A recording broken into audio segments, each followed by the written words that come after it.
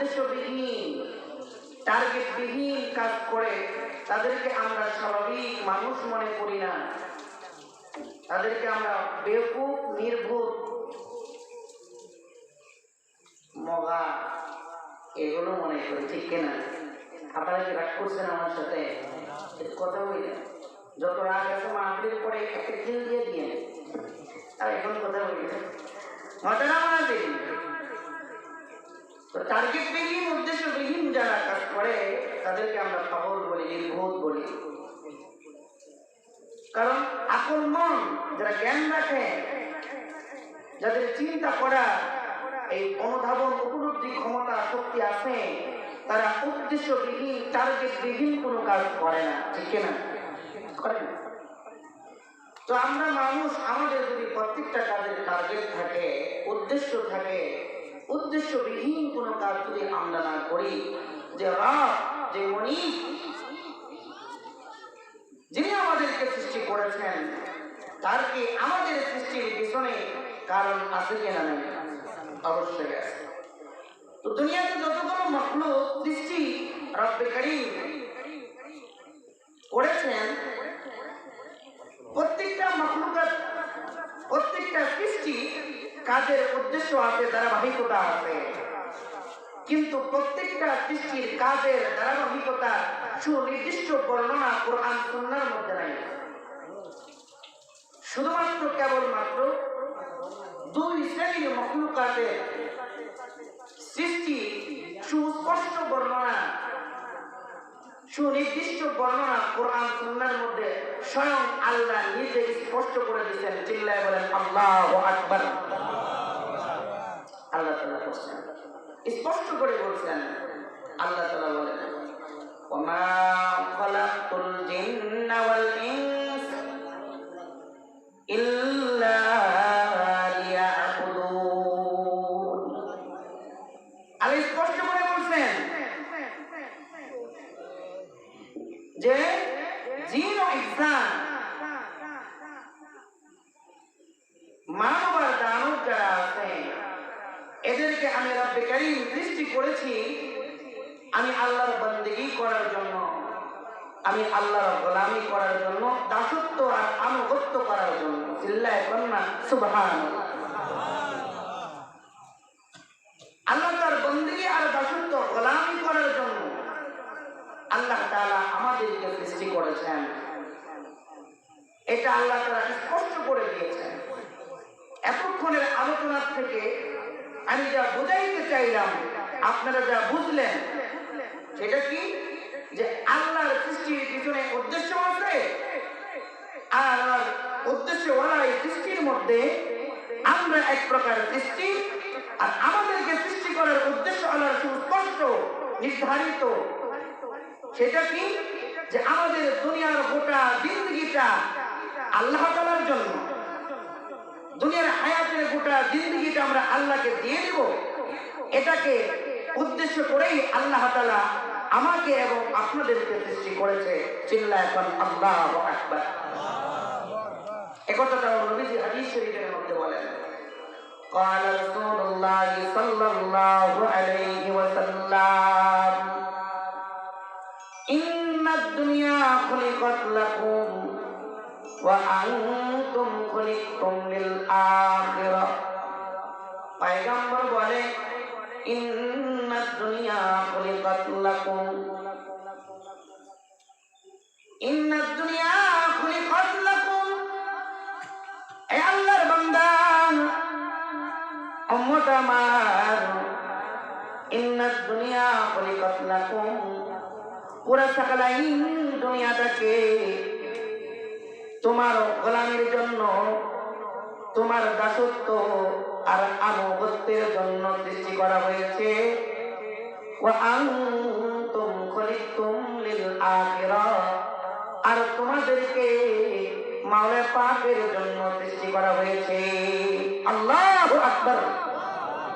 অর্থাৎ তুমি যদি মাওলার হয়ে যাও, আল্লাহর গোলামি তোমার যদি উদ্দেশ্য হয়, তোমার জিন্দেগির মাকসাদ হয়, তাহলে দুনিয়া তোমার গোলাম হয়ে যাবে। সুবহানাল্লাহ। এই জন্য কোরআন কারীমের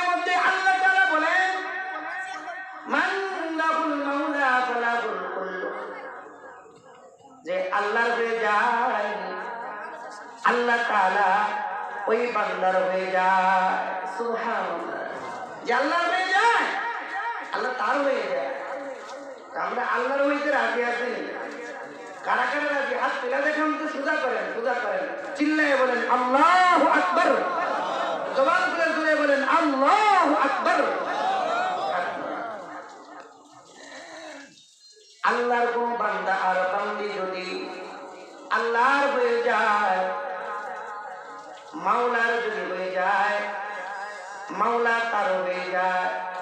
আর মাওলা যখন কোন বান্দার হয়ে যায়, তামাম দুনিয়ার সকল মাখলুক, সকল সৃষ্টি ওই বান্দার গোলাম হয়ে যায়। সুবহানাল্লাহ। যে ব্যক্তি আল্লাহর হয়ে যায়, আল্লাহ তাকে ভালোবাসে, মহব্বত করে, আল্লাহ তার প্রেম, তার ভালোবাসাকে ইজহার করে, প্রকাশ করে।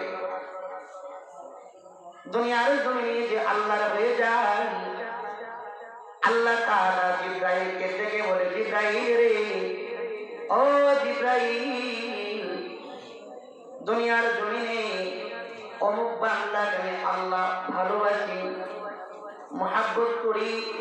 ও জিবরাইল, তুমিও অমুক বান্দাকে মহব্বত করো, অমুক বান্দাকে ভালোবাসো।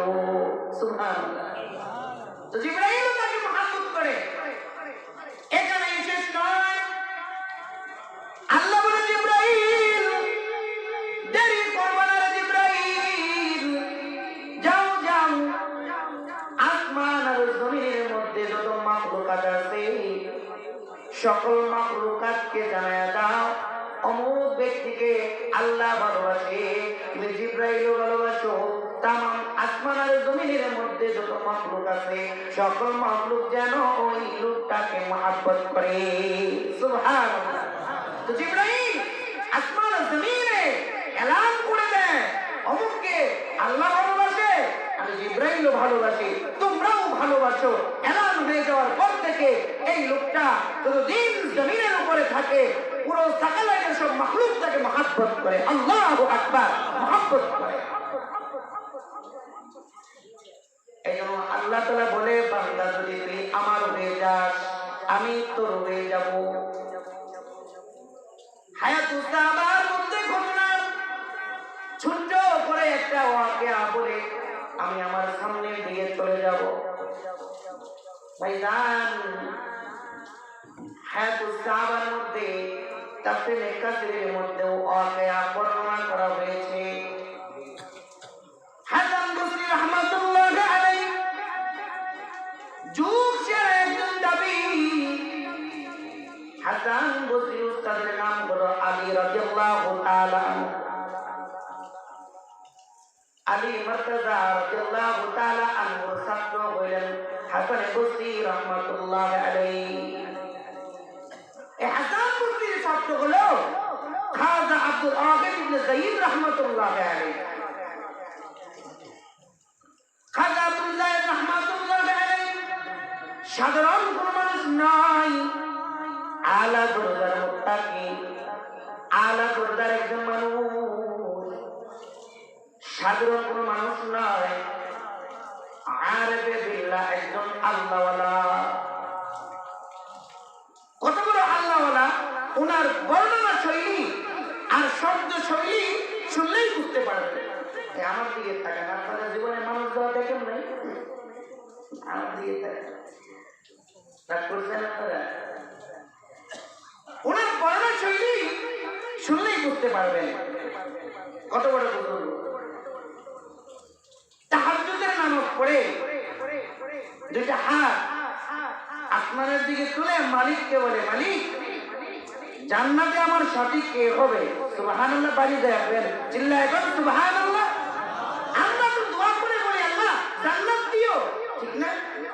আমাকে জান্নাত দিও, আল্লাহ আমাকে জাহান্নাম থেকে বাঁচায়া দিও। কিন্তু না, তিনি এ জাতীয় শব্দ শৈলীতে কথা বলে না, সে সরাসরি হাত তুলে বলে, মালিক, জান্নাতে আমার সাথে কে থাকবে? নিবেদনটা দেখছেন? কোন দরজার মানুষ? আসমান থেকে কোনো আওয়াজ আসে না। দ্বিতীয় দিন তাহাজ্জুদের নামাজ পড়ে আল্লাহর বান্দা খাজা আব্দুল ওয়াহেদ ইবনে যায়েদ রাহমাতুল্লাহ আলাইহি বলে, মালিক হে, বলো না জান্নাতে আমার সাথে কে হবে? দ্বিতীয় তৃতীয় দিনেও কোনো জবাব আসে না। চতুর্থ দিন আল্লাহর বান্দা আব্দুল ওয়াহেদ ইবনে যায়েদ আল্লাহর কাছে গুনাহগারি করে কান্দে, ও মালিক, আমার উপর বুঝি তুমি রাগ করেছো, অভিমান করেছো, তুমি যে আমার প্রশ্নের জবাব দাও না। মালিক হে, বলো না জান্নাতে আমার সাথে কে হবে? রোনাজারি করতে করতে, কান্নাকাটি করতে করতে আল্লাহর বান্দা মুসল্লার মধ্যে ঘুমায় গেছে। স্বপ্নে কে যেন বলে, চিন্তা করিস না, জান্নাতে তোর সাথী হবে কুফার বস্তিতে বসবাসকারী সাদিয়া, আমার একজন বান্দি। সুবহানাল্লাহ। তোমার জান্নাতে সাথী হবে একজন সাদিয়া। দেখতে যেমন সুন্দর নয়, খাটো মানুষ, চেহারাটা কালো, কিন্তু কলবটা এত সুন্দর। কলবের মধ্যে দুনিয়া নাই, কলবের মধ্যে আমি মাওলা পাকের প্রেম দিয়া ভরা। চেহারা এত ভালো নয়, দেখতে এত সুন্দর নয়, কিন্তু কলবটা ভালো। কলবের মধ্যে আমি আল্লাহ, আমি আল্লাহ, আমি আল্লাহ, আমি আল্লাহ তাআলা, ওর কলবের মধ্যে কেউ নাই। স্বপ্নের মধ্যে খাজা আব্দুল ওয়াহেদ ইবনে যায়েদ বলে, মালিক আমি কি একটাবার দেখতে পারি, কথা বলতে পারি? আল্লাহ বলে, হ্যাঁ, কুফায় চলে যাও। কুফায় গিয়ে এমন চেহারা, এমন লম্বা, নাম তার সাদিয়া, কামতার ছাগলের রাজধানী করা। মা বোন যারা আছেন দেখবেন, আপনিও মহিলা, সাদিয়াও মহিলা, আপনিও জান্নাত চান, সাদিয়াও জান্নাত চান। আপনারা তো সাদিয়ার উত্তরসূরি, আপনিও মহিলা, সাদিয়াও মহিলা। স্বপ্নের মধ্যে রাস্তা বলে দিয়েছে, কুফায় চলে গেছে। কুফার বস্তিতে গিয়ে বলে, ভাই রে, এমন উচ্চতা, এমন তার গায়ের রং, সাদিয়া আল্লাহর পাগল, ছাগলের রাখাল, এই মহিলাটাকে তোমরা চেনো কিনা? আমার সাথে একটু কথা বলায় দাও। সাদিয়া গরিব মানুষ, সাদিয়ার আমল আখলাক বলে গোয়ার পর থেকে কোনদিন কবিরা গুনাহ করে নাই, আল্লাহর নাফরমানি করে নাই। চেহারাটা খাস পর্দা করার জন্য কাপড়ের ব্যবস্থা নাই, কিন্তু সালার চর দিয়া বোরকা বানায় খাস পর্দা করে চলে। সাদিয়ার চেহারাটা কোনদিন বেগানা পুরুষ দেখে নাই। আল্লাহু আকবার। এমন একজন নেককারানি মহিলা। আর আমাদের মহিলা কাপড়ের অভাব নাই, কাপড় পরেও উলঙ্গ থাকে, ঠিক না? কাপড় পরেও উলঙ্গ থাকে, কাপড় নাই, সালা পরে খাস পর্দা করে চেহারা ঢেকে রাখে, ভিন্ন পুরুষ তাকে কোনোদিন দেখে নাই। কুমারী লোকেরা বলে, এমন মহিলা তো এখানেই থাকে, কিন্তু বস্তিতে এখন পাবে না। মাটি চলে গেছে ছাগল রাখার জন্য, অমুক জায়গায় যাও, সাদিয়াকে তোমরা দেখতে পাবা। চলে গেছে মাঠে, শত শত ছাগল মাঠের মধ্যে ঘাস খায়। 30 কিংবা 40 হাত দূরত্বে আব্দুল্লাহ ইবনে যায়েদ দাঁড়ায় আছে আর তাকায় তাকে দেখে রে একটা গাছের ছায়ায় মুসল্লাটা বিছায়া সালার চট পরিহিতা একজন নারী দাঁড়া দাঁড়া নামাজের সুরতে মাওলার সাথে প্রেম প্রেম খেলে। আল্লাহু আকবার। ছাগল কুরবান খায় দিয়া নামাজের মুসল্লায় দাঁড়ায়া আল্লাহর সাথে প্রেম করে। আল্লাহর বান্দা দাঁড়ায় আছে, কিছুক্ষণ পরে ডান দিকে সালাম ফিরাইছে, বাম দিকে সালাম ফিরাইছে। সালাম ফিরায়া ঘুরাই বলে, এই খাজা আব্দুল্লাহ ইবনে যায়েদ, এখানে কেন আসছো? যাও যাও, তোমার সাথে আমার জান্নাতে দেখা হবে। আল্লাহু আকবার। খাজা আব্দুল্লাহ ইবনে যায়েদ বলে, চিঠিও লিখি নাই, ফোনও করি নাই, টেলিগ্রামও করি নাই, ইমেইলও করি নাই, জানাই নাই, এর আগে কোনদিন দেখাও হয় নাই, কথাও হয় নাই। আল্লাহর বান্দা অবাক হয়ে বলে, সাদিয়া রে, কেমন করে চিল্লা, কেমন করে চিল্লা? সাদিয়া বলে, তুমি না আলেম, তুমি বুঝো নাই, তুমি যেমন কইরা আমাকে চিনেছো আমি সাদিয়াও ওই রকম ভাবে তোমাকে চিনি। সুবহানাল্লাহ। আল্লাহকে প্রেম করে তুমি আমারে চিনছো, আমি আল্লাহকে প্রেম লাগায় তোমারে চিনছি। সুবহানাল্লাহ জোরে বলেন সুবহানাল্লাহ। তোমারে চিনছি। ওই বিস্তারিত করে বলো।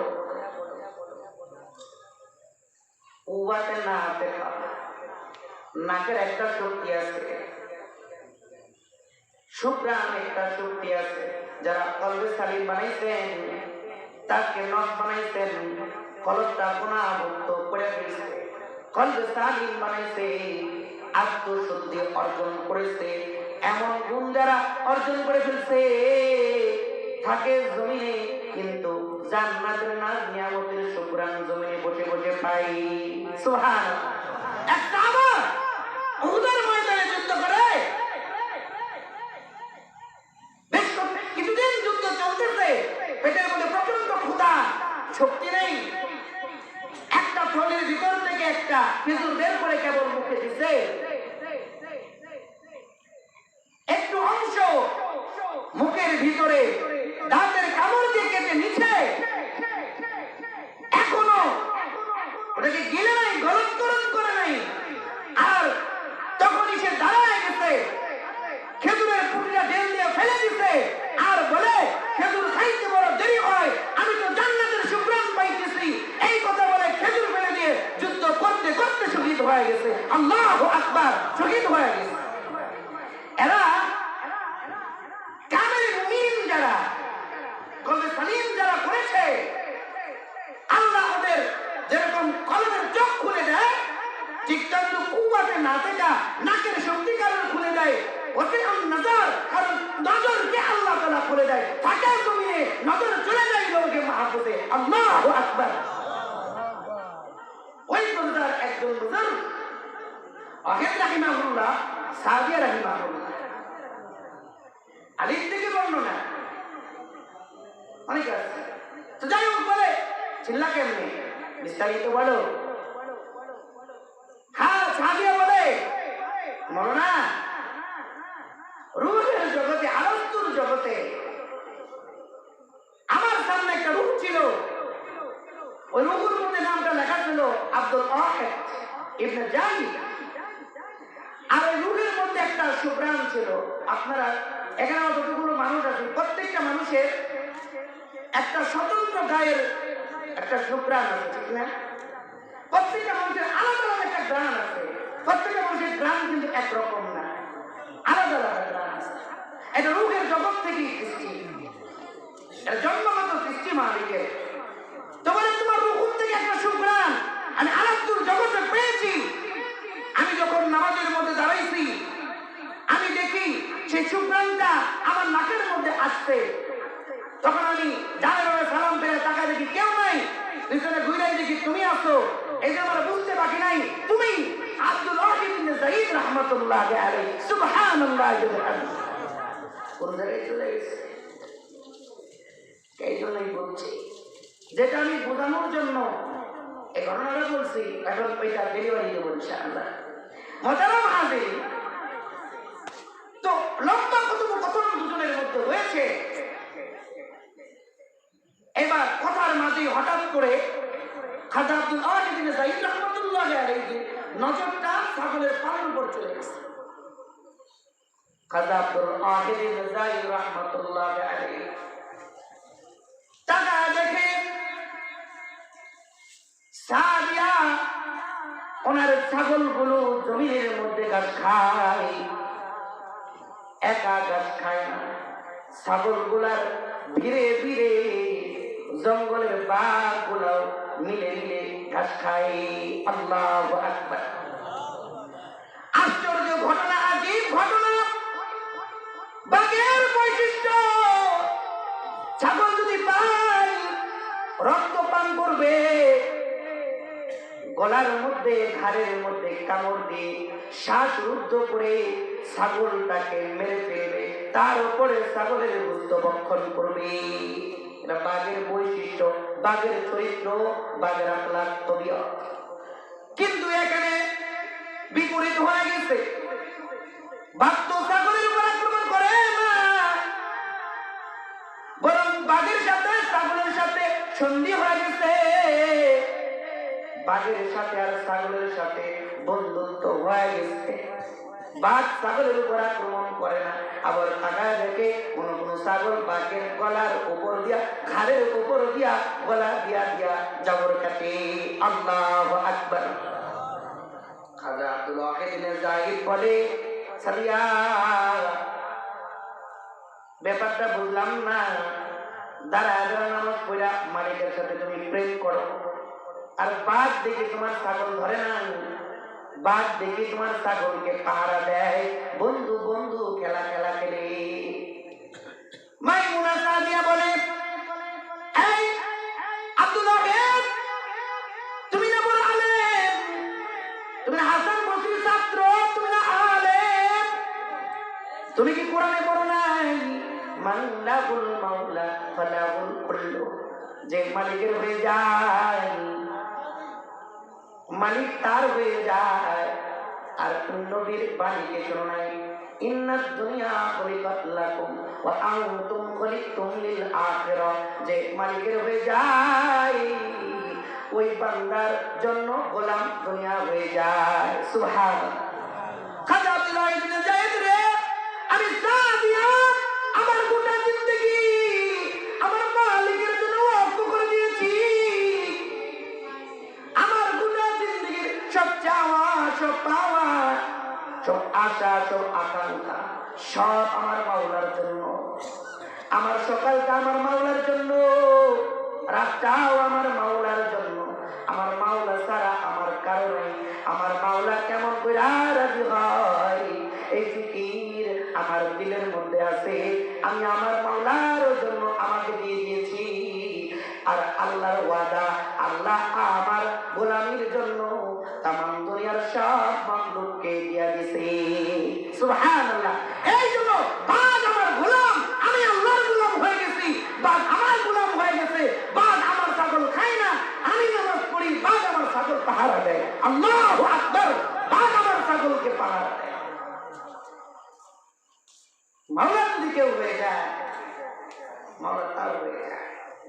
আমরাও যদি মাওলার জন্য জিন্দগিটা তারা গোলামী আর দাসত্ব বন্দীর জন্য ওয়াকফ করে দিতে পারি, তামাম দুনিয়া আমার গোলাম হবে। ওয়াদা কার? জোরে আল্লাহ নামটা বলেন, কার? আল্লাহ। শেখ সাদি রাহিমাহুল্লাহ নাম শুনছেন? মিশরের সবচাইতে বড় কবি, সাহিত্যিক, দার্শনিক। ওনার জীবনীতে লিখছে কেমন কামালাচ্ছি অর্জন করেছে। জঙ্গলে চলে গেছে, বিবিতে তো দরজার মার্কা ছিল। ঘরের প্রধানমন্ত্রী যদি উপরে লাঠি ওড়ায়, জিনিস কিন্তু ডেঞ্জারাস, ঠিক না? ডেঞ্জারাস জিনিস। এটাকে ব্যবহার করা বড় কঠিন জিনিস। তো শেখ সাদির আহমদের বিবিটা একটু বাঁকা ছিল, এরা জন্মগতভাবে একটু বাঁকা স্বভাবে, কথায় কথায় চলে আসে। ছোট্ট একটা হাদিস শুনে আপনাদের একটু মজা। আপসে মাঝে মাঝে আয়েশা সিদ্দিকা রাদিয়াল্লাহু তাআলা আনহার সাথে নবীর একটু ঝগড়া হইত। মাঝে মাঝে ঝগড়া করা সুন্নাত নিয়ে নবীর সাথে হইত। সুবহানাল্লাহ কইবেন না, তাই বলে আবার পিটাইয়েন না, মাইরেন না, মাইরেন মানে আঘাত দাগ টাক না পাই। এরকম আজকে 1 বছর আগে এক জায়গায় বয়ান করতেছি, তো কথা বলতে আসছে যে মাহমুদদেরকে মারবেন না, আপেল খাওয়াইবেন, কমলা খাওয়াইবেন, দেখবেন আপনার খেদমত কারে করে। আরেকটা কাম করবেন, সেখানে দিয়ে যে বাবার বাড়ির প্রশংসা বেশি বেশি করবেন, ও না খায় আপনার খাওয়াবে। ওনার বাবার বাড়ির প্রশংসা কিছু করতে পারেন, আলহামদুলিল্লাহ, আপনি ও না খায় আপনার খাওয়াবে। তো ঝগড়া হয়ে গেছে, ভালোই ঝগড়া। আল্লাহ রাসূল বলে তাহলে বিচার করা দরকার, যে কে ঠিক, মীমাংসা দরকার। তাহলে তোমার বাপ আমার শ্বশুর আবু বকর সিদ্দিক রাদিয়াল্লাহু আনহুকে ডেকে নিয়ে আসি, উনি মধ্যস্থতা করে দিতেন, ঠিক না? আবু বকর সিদ্দিক রাদিয়াল্লাহু তাআলা আনহু আসছে মধ্যস্থতা করার জন্য। তো আসার পরে আল্লাহ রাসূল বলতেছে, আবু বকর তো চলে আসছে, আয়েশা তুমি আগে বলবা না আমি আগে বলবো? কথাটা বুঝলেন? আয়েশা সিদ্দিকা কয়, হুজুর আপনি আগে বলেন, কিন্তু ঠিক ঠিক বললেন। আল্লাহু আকবার। নবী কি বেঠিক বলবে নাকি? কথা বলেন, বেঠিক বলবে না? আয়েশা সিদ্দিকা নিজেও জানে নবী বেঠিক বলবে না, নবী তো আলামি। তারপরে কি বলে? ঠিক ঠিক বললেন। আবু বকর সিদ্দিক আর দেরি করে নাই, গালের মধ্যে একটা দিয়ে দিয়েছে, কারে কি করছে পাস না, কান্না শুরু করছে। আল্লাহ রাসূল তো গরম হয়ে গেছে, মারতে আনিনি আপনাকে মারতে নিয়ে আসি নাই, সমঝোতা করার জন্য নিয়ে আসছে। আপনারা যান, আপনি যান, আমাদেরটা আমরা বুঝবো। দুজনের মধ্যে মিল হয়ে গেছে, দুজনে আবার হাসতেছে।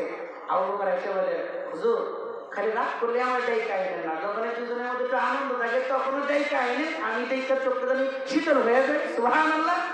তোমাদের এটা স্বভাব, তবেই ধন্যবাদ বাঁকা দেখলে একটু ফল খাওয়াই করবে, আর বাবা বাড়ি কত বেশি বেশি করবে। তো শেখ সাদির রহমাতুল্লাহ আলাইহির বিবিটা হয়তো বাঁকা, দরকার খানে দরকার রিনা খান নাকি খুব বেজার, শান্তি হয় না। বলি যে সন্ধ্যার আজকে বলে যাও ঘরে খড়ি নাই, কাঠ নাই, কাঠ সংগ্রহ করে নিয়ে আসো। কাঠ সংগ্রহ করার জন্য গেছে, মাটির আগে ফিরবে, খাবার নাই কপালে, কাঠ সংগ্রহ করার জন্য চলে গেছে জঙ্গলে, কাঠ নিয়ে আসছে। এখন সন্ধ্যা প্রায় হয়ে গেছে, মাগরিবের সময়, ঠিক সময় না পৌঁছলে তো অশান্তি। কিভাবে এখন তাড়াতাড়ি যায়? জঙ্গলের ভিতরে বাঘ ছিল, বাঘটাকে ডাকছে, আমি আল্লাহর বান্দা, তুই এদিকে আয়, তুই তো আমার গোলাম। বাঘের কান্ডার মধ্যে ধরছে, বাঘের উপরে লাকড়ির বোঝাটা দিয়ে দিছে।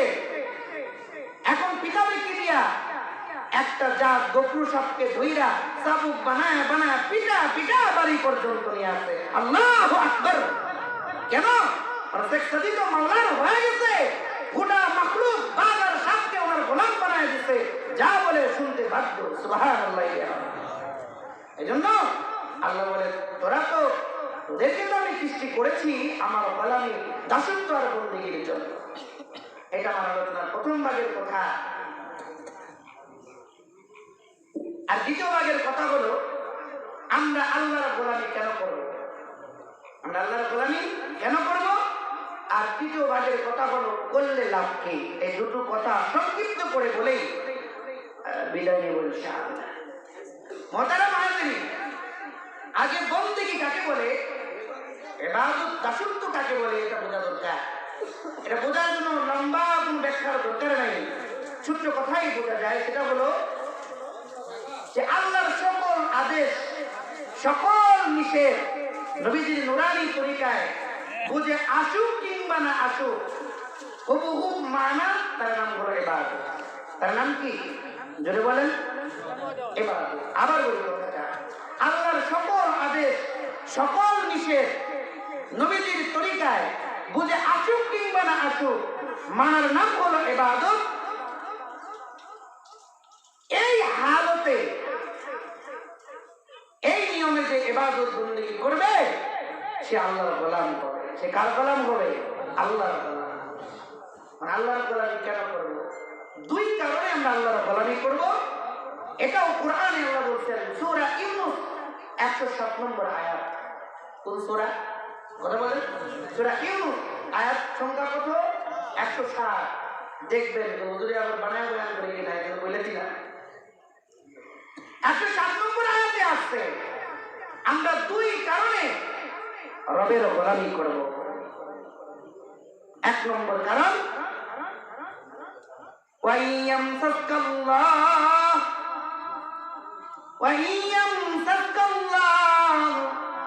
বিদুররি ফালা কাশিফা লাহু ইল্লা হু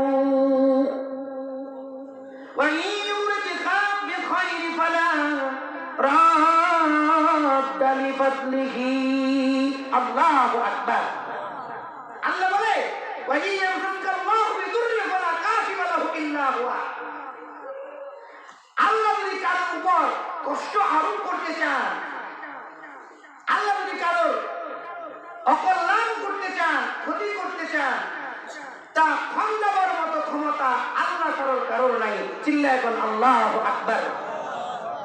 দুই নম্বর, পক্ষান্তরে আল্লাহ যদি কারোর কল্যাণ করতে চান, আরাম পৌঁছাতে চান, তো আল্লাহর এই মেহেরবানিকে রহিত করার মতো কেউ নাই। সুবহানাল্লাহ। তার মানে পৃথিবীর মধ্যে সবচাইতে চূড়ান্ত ক্ষতি করার ক্ষমতা কার? আল্লাহ নাম জবান করে ধরে বলেন কার? আল্লাহ। আর চূড়ান্ত কল্যাণ উপকার পৌঁছানোর ক্ষমতা কার? আল্লাহ। আমরা কল্যাণ চাই কি চাই না? ক্ষতির থেকে বাঁচতে চাই কি চাই না? এই দুটো ক্ষতির থেকে বাঁচানো, কল্যাণ করার একমাত্র ক্ষমতাবান কে? আল্লাহ নামটা সকলে বলেন না কে? আল্লাহ। এজন্য আমরা যদি কল্যাণ চাই, অকল্যাণ থেকে বাঁচতে চাই, ইবাদত করতে হবে কার? আল্লাহ। এবার কোরআন থেকেই ওয়াকিয়া আনবে।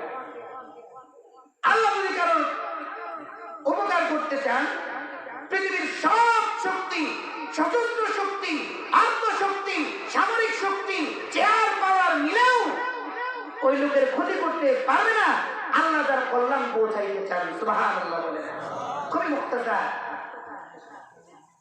ইব্রাহিম খলিলুল্লাহ আলাইহিস সালাম নাম শুনছেন? একটা মজার কথা বলি।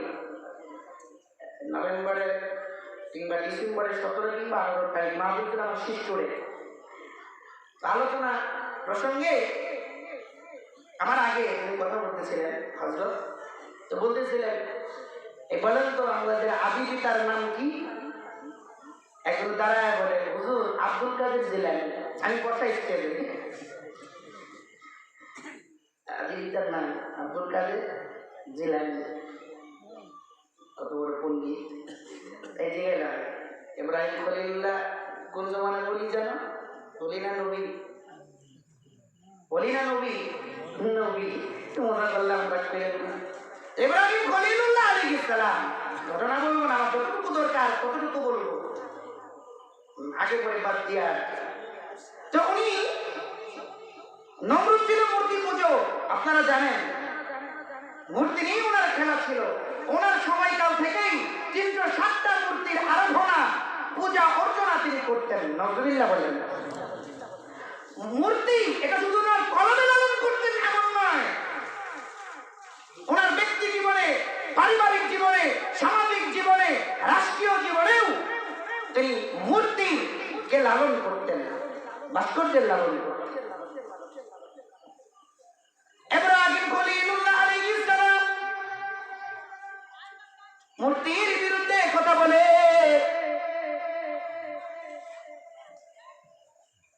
মূর্তির বিরোধিতা করে নমরুদ এক সময় বছরে একবার বড় একটা মেলা হয়। ওই মেলাটা মন্দির থেকে একটু দূরে হয়। নমরুদ তার চেলা বেলা সহ রাজ্যের সব মানুষ মিলে ওই মেলার মধ্যে গেছেন। এই দিকে ইব্রাহিম খলিলুল্লাহ আর দেরি করেন, মন্দিরের ভিতর ঢুকে কোন কোন খোদার হাত ভেঙে ফেলছে, পা ভেঙে ফেলেছে, নাক ভেঙে ফেলেছে, জিহ্বায় আঘাত বের করে যে একটা খোদা আছে, মহিলা খোদা, ওই খোদার কাঁধে একটা কুড়াল দিয়া চলে এসেছে। নমরুদের সবগুলা নিয়ে আইসা বলে একটু খোদার দেখে দেয়। খোদা দেখার জন্য এসেছে, এসে দেখে খোদার অবস্থা বেহাল অবস্থা হয়ে গেছে। খোদা মর্মান্তিক অ্যাক্সিডেন্ট হয়ে গেছে। কোন খোদার হাত নাই, কোন খোদার পা নাই, কোন খোদার নাক নাই, কোন খোদার কান নাই। খোদা নাক কান হারায়া জিহ্বা বের কইরা দাঁড়ায় আছে। নমরুদ বলে হাই হাই খোদাকে মারলো। কি সাইজের খোদা? খোদা মারে, খোদাকে মারলো, খোদার হাতকে নিল, খোদার পাকে নিল, খোদার নাকটাকে ভাঙলো। আফসোস, হাই হাই খোদা বাঁচাইতে পারলাম না। নমরুদের কাছে শাহরিয়ার কবি আর জাফরুল্লাহর মতো কিছু বুদ্ধি দিয়েছিল। তারা নমরুদকে বলে, খোদা হে, আমার লজিক বলে একজনই আছে সিরিয়ার জমি যে আমাদের খোদার বিরোধিতা করে, খোদার পিছনে লাগে। সে কে রে? বলে আপনার মন্ত্রী আজরের ছেলে ইব্রাহিম। নিয়ে ধরে নিয়ে আসে ইব্রাহিম খলিলকে ধরে। কে ভাঙছে? ইব্রাহিম খলিল বলে জিহ্বা বের করে বড় খোদা আছে, বড় খোদার ঘাড়ে কুড়াল আছে, তার কাছে জিগাও। নমরুদ বলে, ওই আমাদের খোদা কথা বলতে পারে না, আমাদের খোদা চলতে পারে না, আমাদের খোদা কথা বলতেও পারে না, এ কেমন করে বলবে? ইব্রাহিম খলিল বলে, যে খোদা কথা বলতে পারে না, যে খোদা চলতে পারে না, যে খোদা দেখতেও পারে না, যে খোদার আশেপাশে ছোট ছোট খোদা কেউ এসে ভেঙে দিয়েছে, বাধাও দিতে পারে না, ওই খোদার গোলামি তুমি কেমন কইরা করো? আল্লাহু আকবার, কেমন কইরা করো? আপনারা দেখবেন মানুষ যখন যুক্তি তর্কে হেরে যায়, তার সর্বশেষ অস্ত্র রাগ উঠে যায়। ঠিক কিনা? ঠিক কিনা? যুক্তি তর্কে হেরে গেলে রাগ উঠে যায়। রাগ যখন মানুষের মুখে, হিতাহিত জ্ঞান থাকে না, বিবেক শূন্য হয়ে যায়, ভালো মন্দের পার্থক্য করার যোগ্যতা হারিয়ে ফেলে। নমরুদ তাই করে বলাইছে, রাগ উঠে গেছে, বলে খোদা মাইরা বলাইছ, আমার রাষ্ট্রীয় আইন বিধি অনুযায়ী তোমাকে আগুনে পোড়ায়া মৃত্যুদণ্ড দেওয়া হলো। চিল্লায় কন্যা নাউযুবিল্লাহ। যেমন কথা তেমন কাজ, পুরা সিরিয়ার জমিনে ঘোষণা করে দেওয়া হলো, অমুক দিন অমুক মাসে অমুক সময় ইব্রাহিমকে আগুনের মধ্যে ফেলে মেরে ফেলা হবে। আয় রাজ্যের যত লোক ছিল রে, সবগুলাকে দাওয়াত দেওয়া হয়েছে। 2 মাস পরে কাজ সংগ্রহ করা হয়েছে। 24 হাত লম্বা, 30 হাত গভীর অগ্নিকুণ্ড বানানো হয়েছে। 1 মাস পরে কাজ সাজানো হয়েছে। 7 দিন পরে আগুন জ্বালানো হয়েছে। ধাও ধাও করে আগুন জ্বলতেছে, আগুনের ব্যবস্থা তো হয়েছে, কিন্তু ইব্রাহিম খলিলকে কেমন করে আগুনের মধ্যে ফেলবে এই বুদ্ধিটা নমরুদের মাথায় নাই। নমরুদ পেরেশানির মধ্যে পড়ে গেছে, কেমন করে ইব্রাহিম খলিল আগুনের মধ্যে ফেলবো, এই বুদ্ধিটা তার মাথায় আসে না। ওই যে মিস্টার ইবলিস মানব রূপ ধারণ করে আইসা বলে, নমরুদ রে, আমি তোর ক্লোজ বন্ধু থাকাকালে তোর চিন্তা নাই, চরকাস বানান, এক পাশে ইব্রাহিমকে বাঁধবা, আরো পাশে ধরে আগুনের মধ্যে ফেলবা। চিল্লায় কন্যা নাউযুবিল্লাহ। নাই, সব ওনার বিপক্ষে চলে গেছে। পুরা সিরিয়ার সব মানুষ একদিকে, ইব্রাহিম খলিল একদিকে, পুরা সিরিয়ার লক্ষ লক্ষ লোক সবাই চায় ইব্রাহিম আগুনে পুড়ে মরে যায়, আর আল্লাহ চাই আমার খলিল আগুনের মধ্যে আরামে থাকুক। আল্লাহু আকবার। আগুনের মধ্যে ফেলবে, এই মুহূর্তে সাত আসমানের দরজা আল্লাহ খুলে দিয়েছে।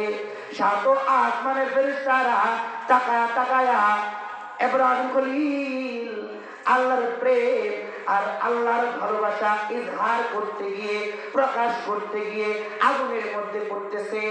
এই দৃশ্যটা দেখে আসমান জমিনের সব ফেরেশতারা কান্দে। জিব্রাইল কান্দে, মিকাইল কান্দে, আজরাইল কান্দে, ইসরাফিল কান্দে।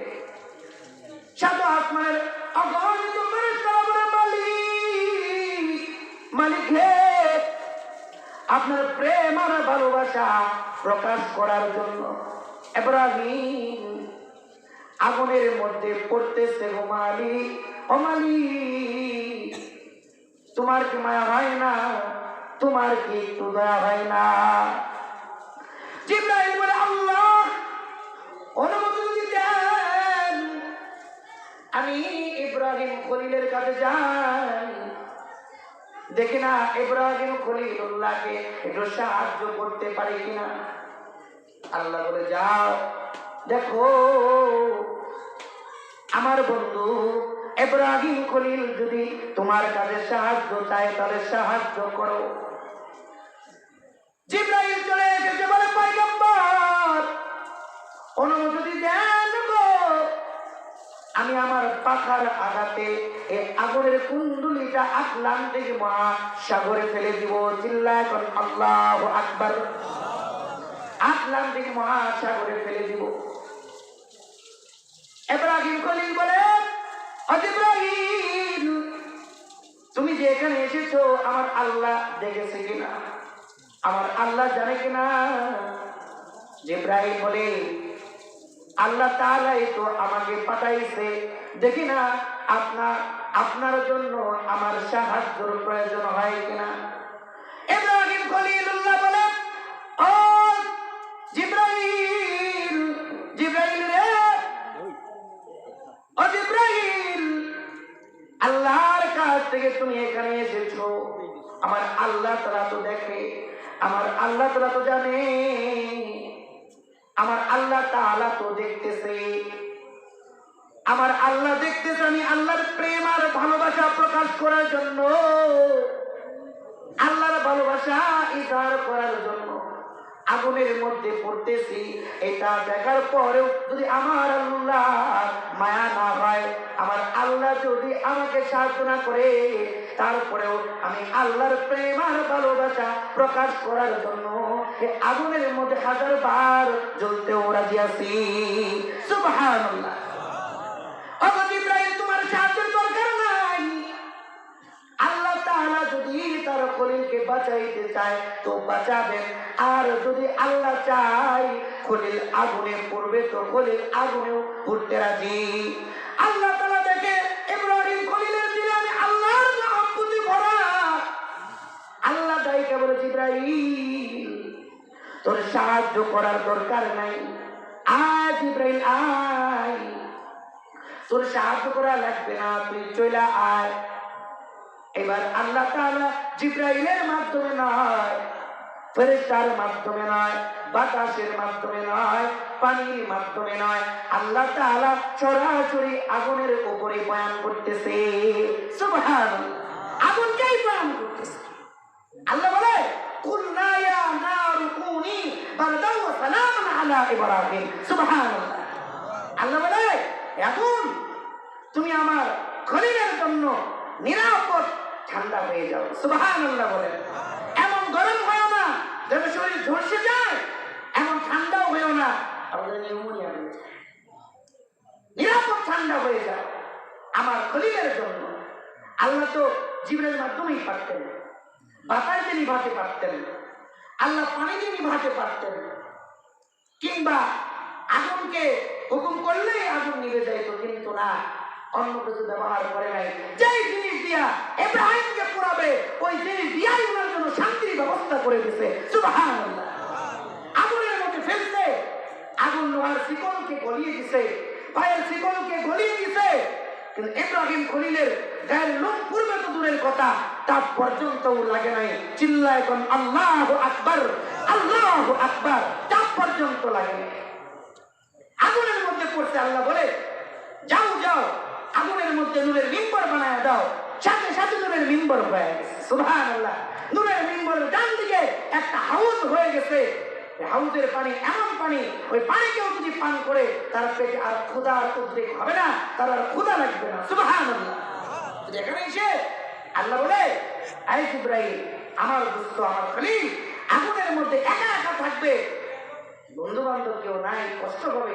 তুমি সকালে এবং বিকালে দুই বেলা গিয়ে গিয়ে আমার বন্ধুর সাথে গল্প করবা। সুবহানাল্লাহ। আর আমার বন্ধুর খেদমতের জন্য জান্নাত থেকে ওনার মন যেরকম চাই এরকম অনেক সুন্দরী, মনোরমা সুন্দরী হুরদেরকে নিয়ে যাও, এরা আমার দোস্তের খেদমত করবে। সুবহানাল্লাহ। নমরুদের বাড়ি ছিল 2 তলা কিংবা 3 তলা বিশিষ্ট। নমরুদ তাকায় দেখে, দেখি তো ইব্রাহিমের হাড় গুলো কেমনে জ্বলে। নাউযুবিল্লাহ। তাকায় দেখে ইব্রাহিম পূর্বে তো দূরের কথা, নূরের মিম্বরে বসা, হাউজের পানি খায়, হুরকে মানুষের খেদমত করে। সুবহানাল্লাহ। আল্লাহ হাই হাই। নমরুদ ডেকে বলে, আগুন তোর পাওয়ার কি শেষ হয়ে গেল? আগুন কয়, আল্লাহ জবানটাকে খুলে দাও তো, নমরুদ তো ওয়াজ করে দেন। সুবহানাল্লাহ। আগুনের জবান খুলে গেছে। আগুন বলে, এই নমরুদ, আমার পাওয়ার যা ছিল তাই আছে, তুই আইসা দেখ, তোরে তোর চন্দি গোষ্ঠী সব পোড়া ছাই করে দেব। সুবহানাল্লাহ। কিন্তু ইব্রাহিমকে পোড়ানোর নির্দেশ রবের পক্ষ থেকে নাই। এতটুকু বাকি বলে আমি যেটা বুঝাইতে চাইলাম, ইব্রাহিম খলিলকে আগুনে পুড়িয়ে দিবে পৃথিবীর সব শক্তি একদিকে, সামরিক শক্তি বলে চেয়ার পাওয়ার, অর্থ শক্তি, যত শক্তি আছে সবগুলাই চায় ইব্রাহিম ধ্বংস হয়ে যা, ইব্রাহিমের অকল্যাণ হোক, কষ্ট হোক। কিন্তু আল্লাহ ইব্রাহিমের পক্ষে, আল্লাহ তো ইব্রাহিম খলিলের কল্যাণ চান, উপকার চান। বিজয় কার হয়েছে? চিল্লায় বলেন কার হয়েছে? আল্লাহর হয়েছে। এই জন্য আল্লাহ যদি কারো কল্যাণ করতে চান, উপকার করতে চান, পৃথিবীর সব শক্তি মিলেও তার কোনো ক্ষতি করতে পারবে? তার কোনো ক্ষতি করতে পারবে? পারবে না। এই জন্য ইবাদত করতে হবে কার? আল্লাহ। 1 2 নম্বর, যদি আল্লাহর কারো ক্ষতি করতে চান, পৃথিবীর সব মানুষ মিলেও তার উপকার করতে পারবে না। মজার ওয়াকিয়া, আমি খুব তাড়াতাড়ি বয়ান ছেড়ে দেবো, কষ্ট হয়েছে আপনাদের? একটু জোরে জোরে জিকির করেন, লা ইলাহা ইল্লাল্লাহ। জোরে, লা ইলাহা ইল্লাল্লাহ, লা ইলাহা ইল্লাল্লাহ।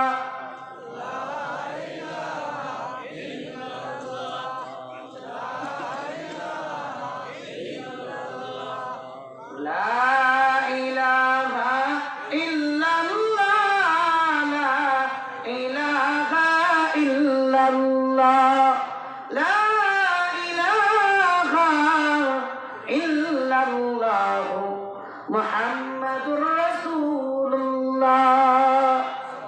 মজার কথা, ইব্রাহিম নবী নির্দিষ্ট সময়ের পরে আগুন থেকে বের হয়ে আসলেন। বুঝলেন কোথায়? খুব মজার, এখানে খুব মজার কথা। চাতক পাখির মতো আমার দিকে থাকায় বের হয়ে আসছে। নমরুদকে যারা ক্ষুধা মানত, উনিও ক্ষুধা দাবি করছে। নমরুদকে ক্ষুধা মানত, তারা কয়, ও ক্ষুধা, ইব্রাহিম খলিলকে মারার জন্য আগুনে ফেললা, সেটি কি জিন্দা হয়ে বের হয়ে আসছে। আবার আগে তো সুন্দর ছিল এবং তার থেকে বেশি সুন্দর লাগে। সুবহানাল্লাহ। তুমি যে মারতে পারলা না, দেখেন খুবই কত বড়। ইব্রাহিম খলিল কয়, নমরুদ বলে, এই তোরা বুঝবি না।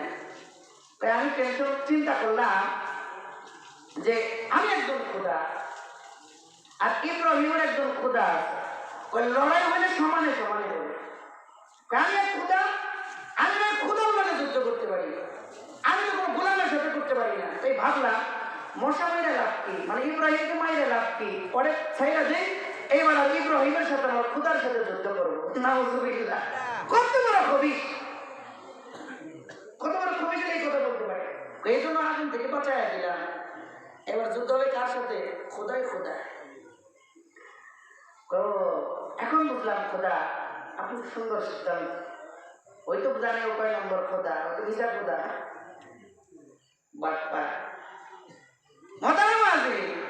এবার ইব্রাহিম নবীকে শর্টকাট, ইব্রাহিম নবীকে বলতেছে, ইব্রাহিম আমি চিন্তা করলাম তোমার লগে আর যুদ্ধ করবো না, এবার তোমার খোদার লগে যুদ্ধ করবো। তোমার খোদার নাম্বার তো আমার কাছে নাই, তুমি একটু তোমার আল্লাহর একটু ফোন করো তো, জিগাও আমার সাথে কবে যুদ্ধ করবে। এই ফোনের ব্যাপারটা এটা কোরআনের মধ্যে নাই, বোঝানোর জন্য বললাম। ইব্রাহিম নবী মোবাইল করলাম, আল্লাহ এই হারামদাদা খবিরটা এবার আপনার সাথে যুদ্ধ করতে চায়। আল্লাহ বলে অসুবিধা নাই, ফোন কাটো, যুদ্ধের ডেট দিয়ে দাও। আল্লাহু আকবার। আল্লাহ বলতে পারেন না জোরে কোন আল্লাহু আকবার। কেউ যদি একবার আল্লাহু আকবার বলে এই আসমান জমিনের মাঝখানে ফাঁকা জায়গা সওয়াব দিয়ে ভরে দিলে যেই পরিমাণ হবে ওই পরিমাণ একবার আল্লাহু আকবার বললেই হয়ে যায়। হ্যাঁ মোতারাম হাজির। তো ইব্রাহিম নবী আল্লাহকে অডিও কলে ফোন দিলেন, আল্লাহ আপনার লগে যুদ্ধ করতে চায়, কি করবো? ওই ডেট দিয়ে দাও, ডেট দিয়ে দাও। ডেট দিয়ে দেওয়া হলো বুঝাই দেওয়ার জন্য যে অমুক দিন, আজকের কত তারিখ? 19 তারিখ। 20 তারিখ কালিদাস স্কুল মাঠে সকাল 10টায় মুসা বনাম আল্লাহ যুদ্ধ। কি বলে? ইব্রাহিম বনাম আল্লাহ যুদ্ধ হবে, ডেট ফিক্সড। তো আল্লাহ তাআলা বললেন ইব্রাহিম তুমি যাও, বাড়ি চলে যাও, আরামে নাকে তেল দিয়ে ঘুমাও, টেনশন তোমার না, যা করার আমি করবো। নমরুদ তো বলে আল্লাহর সাথে যুদ্ধ হবে, এটা সাধারণ যুদ্ধ না।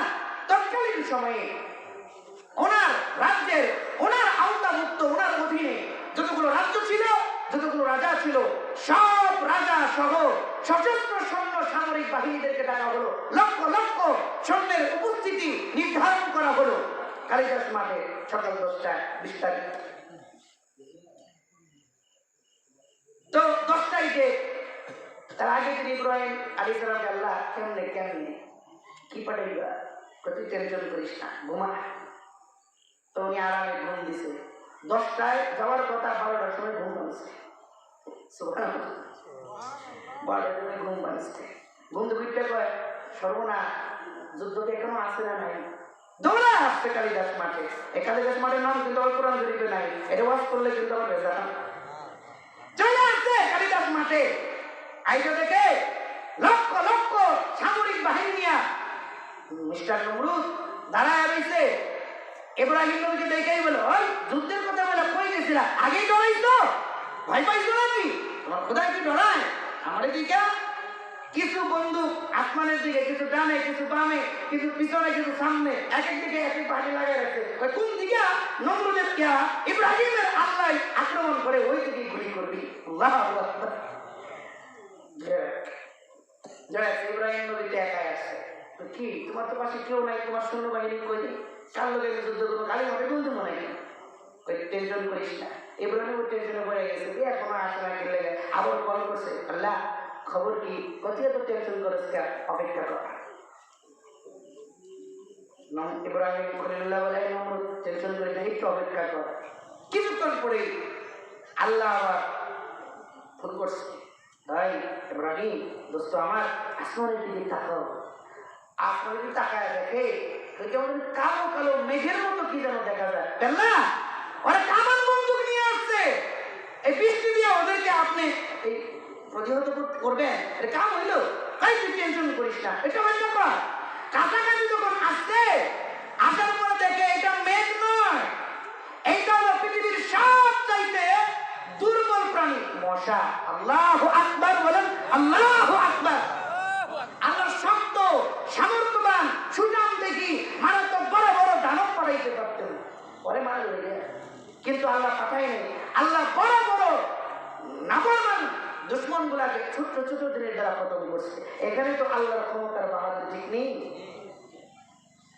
মশা, মশার সবচেয়ে দুর্বল প্রাণী, ও থাপ্পড় দিলে জিন্দেগি শেষ। আরেকটা মজার কথা শোনাই, 2 মিনিটে ইনশাআল্লাহ। একবার মশা সুলাইমান নবীর কাছে বিচার দিছে মানুষের নামে। মশা খুব চালাক প্রাণী, এলাকা মশাকে আল্লাহ নমরুদ বাহিনী মারার জন্য ঠিক করছেন। এই আমি বলতে হাদিসটা বলবো, সুলাইমান নবী তো মানব দানব পশু পাখি বাতাস যা পৃথিবীর সব মখলুকের ভাষা বুঝতেন। এইবার একটু আল্লাহু আকবার বলেন। ভাষা বুঝতেন, সব প্রাণীর ভাষা তিনি বুঝতেন। তো তিনি একবার তার কাছে সুলাইমান নবীর কাছে আইসা মশা বলে, সুলাইমান নবী আপনার কাছে আমার একটা বিচার আছে। কি বিচার? কার বিরুদ্ধে? বলে মানুষের বিরুদ্ধে। মশার বিচার। মশা বিচার নিয়ে আসে, কি যে বিচার তো দেখা জানে। কি বিচার? কয় বিচারটা হইল, কয় ওরা আমাদের খাবার তো মানুষের শরীরে একটু খাবার খায়, একটু ইঞ্জেকশন মেরে একটু রক্ত খায়, খাওয়ার পরে আমাদের থাপ্পড় মারে মারে, অসুবিধা নাই, ডলা দেয় কেন? পিছিয়ে কেন? এটা বিচার চাই। কোন তো এটার বিচার কি বলবো? এটা বিচার হয়? ভাই বিচারটা আপনি করবেন। ভাই ঠিক আছে, মশাকে একটা শর্ত আছে। ভাই কি? ভাই বিচারে খারাপ মানুষ থাকতে পারবে না আমার মতো। আমার ভাই হুমায়ুন কবির, ওনার মতো লম্বা মানুষ লাগবে, আমার মতো খারাপ মানুষ হবে না। শর্ত ওই খারাপ মানুষ হলে চলবে না। আজি শর্ত না, মজা। ঠিক আছে, কালকে আইসো, বিচার হবে। তো শত শত মানুষের উপস্থিতি, মশার বিচার। আশ্চর্য ঘটনা। তো মশা চলে আসছে, মশার লিডার, ভাই মশা নালিশটা আবার করো।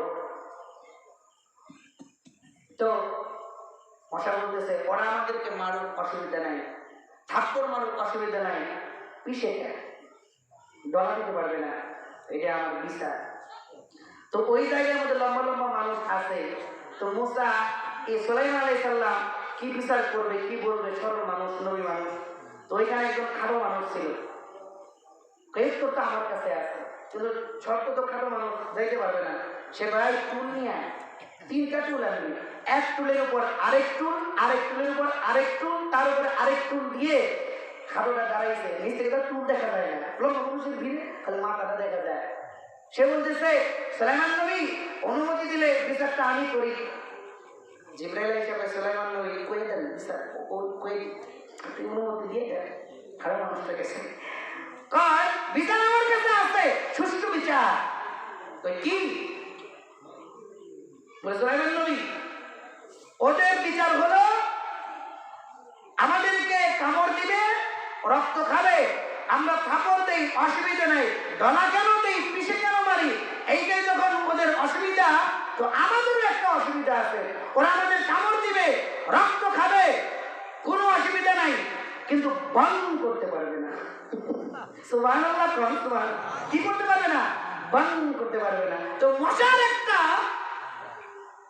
স্বভাব হলো বন ছাড়া কামড় দিতে পারবে না, বন ছাড়া দিতে পারবে না, কামড় দিতে পারবে না। মশাই কই, এই কথাটা কে কইলো? খাটো মানুষের কাম। যা দেখতো এটা কে, যা দেখে আগা তো ঠিকই আছে, তলায় টুল। খারাপ মানুষের কাম হয়ে গেছে। তো মশা কত চালা, মানুষের নামে এটা বিচার দেয়। এই জন্য আমরা মশাকেই ঠিক করছে সাইজ কর। হিসাব ছাড়া অগণিত মশা যুদ্ধের ময়দানে হাজির হয়ে গেছে। আল্লাহ তাআলা নমরুদ মারার জন্য যে মশাগুলো দিয়েছে, ওই মশা, আর এই যে আমাকে কামড়াইতেছে, এই মশা কিন্তু এক না। এই মশাই কামড় দিলে বড় জোর একটু দাগ হয়ে যায়, রক্ত জমে যায়, সামান্য পরিমাণ চুলকায়। কিন্তু আল্লাহ তাআলা যে মশাটা নমরুদ বাহিনী মারার জন্য পাঠাইছে, ওই মশা কাউকে যদি কামড় দেয়, সেকেন্ডের মধ্যে জমিনের মধ্যে পড়ে লোকটা মারা যায়। অগণিত মশা এসেছে। আল্লাহ বলে, মশা রে, এ মশা, দেরি করবি না। এই যে কামানওয়ালা, বন্দুকওয়ালা, বর্ষা নিক্ষেপ করেওয়ালা, তীরন্দাজ, যারা আমার পয়গম্বরের বিরোধিতা করার জন্য এসেছে, সবগুলাকে কামড় দে। এক একটা মশা যখন এক একটা সৈন্যকে কামড় মেরে দিয়েছে, কামান বন্ধু বলে তীরন্দাজ তীর ফেলে জমিনের মধ্যে পড়ে পড়ে মারা শুরু করে দিয়েছে। যখন লক্ষ লক্ষ সমুদ্র বাহিনীরা মারা শুরু করেছে, দৃশ্যটা যখন নমরুদ দেখেছে, বলে কামড় দিলে মরে যায়, ময়দান ছেড়ে পালানো দরকার। এইবার ঘোড়ার মধ্যে সওয়ার হয়ে নিজ প্রাসাদের দিকে নমরুদ পলায়ন করতেছে। যুদ্ধের ময়দানে যত মশা এসেছে, তার সাথে আরেকটা মশা এসেছে। ওই মশাটা জন্মগতভাবে প্যারালাইসিস, বিকলাঙ্গ, একটা পা নাই আর একটা পাখা নাই। ওই মশাটাও যুদ্ধের ময়দানে এসেছে, কিন্তু পা না থাকার কারণে, পাখা না থাকার কারণে আল্লাহ তাআলা যুদ্ধের ময়দানে যুদ্ধ করার অনুমতি প্রথমে দেয় নাই। একটা গাছের মধ্যে বসে বসে যুদ্ধ দেখতেছিল। নমরুদ ঘোড়ার উপর সওয়ার করিয়ে যে গাছের মধ্যে ল্যাংড়া মশা, প্যারালাইসিস মশা বসেছিল, ওই দিক দিয়ে যাইতেছে ল্যাংড়া মশা। বলে আল্লাহ, ও মালিক, আগে অনুমতি দেওয়া নাই, সব সৈন্য তো শেষ হয়ে গেছে। আমার জাতি ভাইয়েরা যুদ্ধ করে গাজী হইয়া বাড়ি ফিরবে। ও মালিক, আমার জন্মগত পা দেও নাই, জন্মগত ভাবে আমাকে পাখা দেও নাই। মালিক হে, বড়টা আমার সামনে দিয়ে যায়, এই বড়টাকে আমি ল্যাংড়া, আমি পঙ্গু একটা মশা সাইজ করতে চাই। আল্লাহু আকবার, আমি একটু সাইজ করতে চাই। কত একটা পা নাই, পাখা নাই, কেমন করে সাইজ করবি রে মশা? মশা বলে অনুমতি একবার দাও, আমি ল্যাংড়া বিয়ার কারামত আপনি দেখবেন। আল্লাহ ভাই যা যা, অনুমতি দিয়া দিলাম।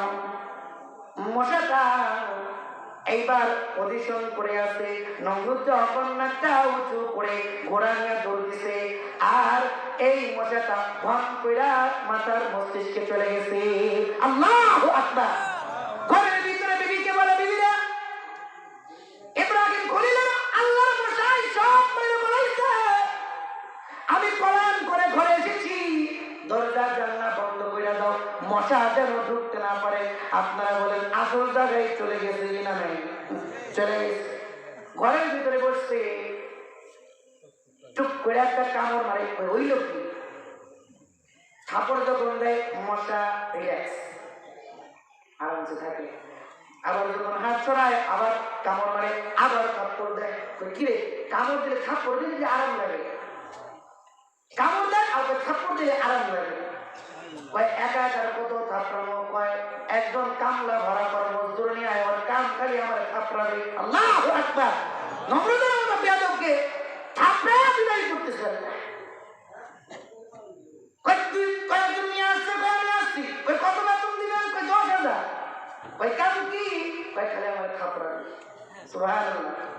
থাপড়াবি আমার, থাপ্পড় মারে, থাপ্পড় মারে, থাপ্পড় মারতে মারতে কিছুদিন যাওয়ার পরে থাপড়াই কারণ মজা লাগে না। কই কি করবার লেগেছে?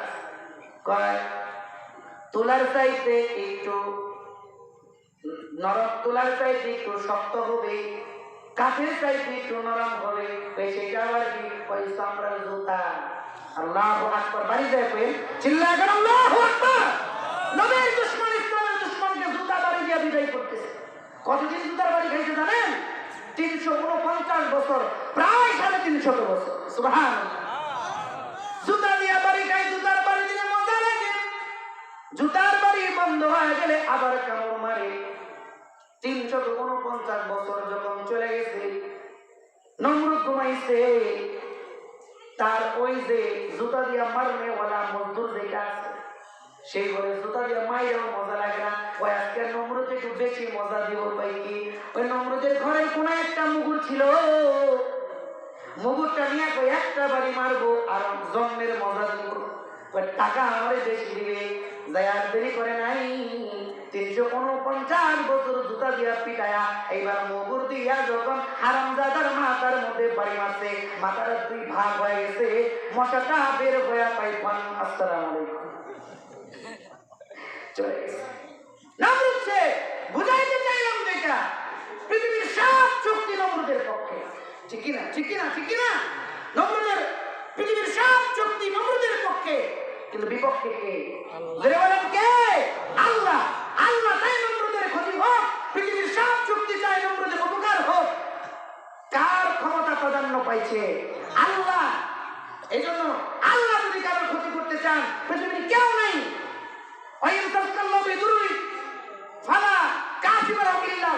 কেউ নাই খন্দাবার মতো।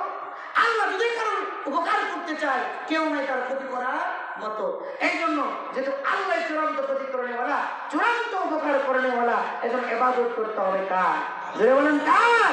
আল্লাহ। করলে লাভ কি? শেষ ভাগের আলোচনা খুব তাড়াতাড়ি শেষ হয়ে যাবে বিশ্বাস করে। 11:17 বেজে গেছে। 1 ঘন্টা 17 মিনিট, 1 ঘন্টা 15 মিনিট সর্বোচ্চ বয়ান যায়। রাগ করছেন? আপনারা কষ্ট পাইতেছেন? তাহলে একটু কষ্ট দেই। কারা কারা কষ্ট পান না, এটা হাত করে আমরা দেখার মতো সোজা করবেন।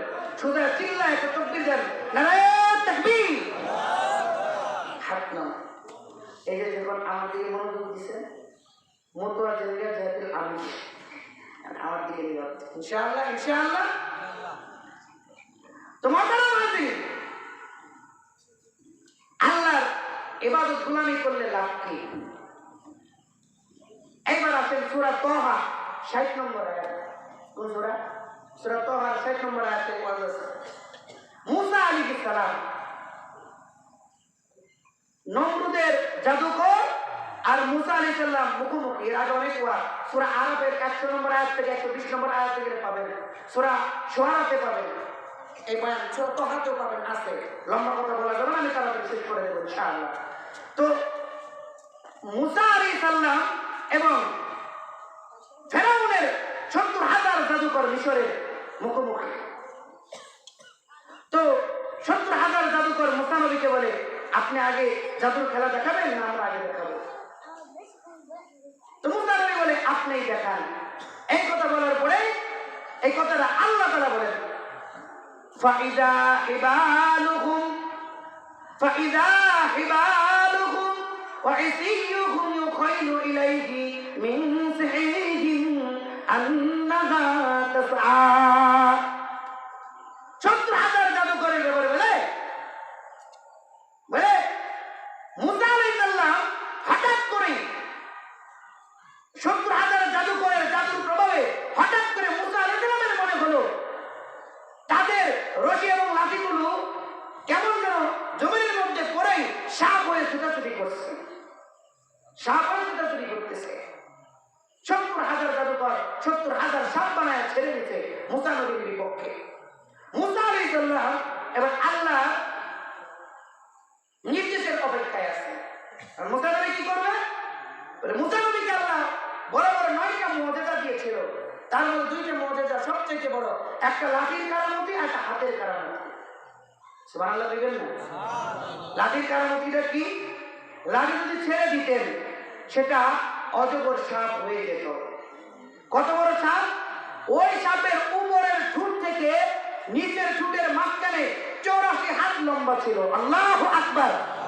যেই সাপের উপরের ঠোঁট থেকে নিচের ঠোঁটের মাঝখানে 84 হাত ব্যবধান, ওই সাপের মুখটা কত বড়? ওই সাপটার মুখ যদি এত বড় হয়, মাথাটা কত বড়? মাথা যদি এত বড় হয়, দেহটা কত বড়? আল্লাহু আকবার। একটা হাতের কারামতি গোগলে বিসমিল্লাহ দিয়া যদি বের করতো, হাত থেকে শুভ্র আলো সাদা আলো ছড়াইতো। সুবহানাল্লাহ। লাঠি নিয়ে দাঁড়ায় রয়েছে। আল্লাহর হুকুম মানলে লাভ কি? এটা বুঝাইতেছি কোরআন শরীফ থেকে। তো আল্লাহ বলে, ফাওহাইনা ইলা মুসা আন আলকি আসাক। এই মুসা, ওয়া আলকি আসাক, আপনার হাতের লাঠিটা ছেড়ে দেন। লাঠিটা যখন ছেড়ে দিছে, 84 হাত হাত করে সাপটা 70,000 জাদুকরের সাপগুলা গিলা শুরু করছে, খালি গিলা শুরু করছে, গিলা শুরু করছে। সুবহানাল্লাহ। তো এইখানে যেটা হুকুম মানা নির্দেশ। তো 70,000 জাদুকর যখন 70,000 সাপকে ছেড়ে দিছে, মুসা যদিও নবী কিন্তু মানুষ তো ভয় নাই, ভিতরে ভয় আছে, তিনি ভয় পেয়ে গেছে, শক্ত করে লাঠি ধরছে। তো মুসা আলাইহিস সালামকে যখন আল্লাহ নির্দেশ দিলেন, ও আলকি আসাক, লাঠিটা ছেড়ে দাও, তখন আমার মতো যদি বুজুর্গ আর বান্দা হইতো যে মুসা নবী যুক্তি দাঁড় করাতো, আল্লাহ এটা কথা কইলেন, এটা কথা হইল। সাপ যদি বের হয়, সাপ থেকে বাঁচার জন্য মাধ্যম হলো দুইটা। কয়টা? জোরে বলেন কয়টা? দুইটা। এক হলো লাঠি, সাপ বের হবে, লাঠি দিয়ে মারবো, সাপ মরে যাবে, নিরাপদ।